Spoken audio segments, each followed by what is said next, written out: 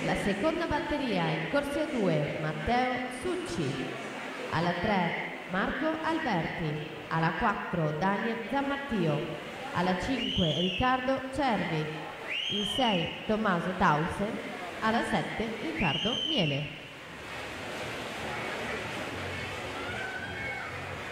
Finaliste femminili: Arfellini Fantinato, Bogdanesci Menegaldo, Bernardi Marcotti, Mazzotti e Federica Pozzobon con l'ultimo tempo 1:4 e 78. Prima batteria in acqua maschile. Jacobsen in corsia 6, Santi alla 4.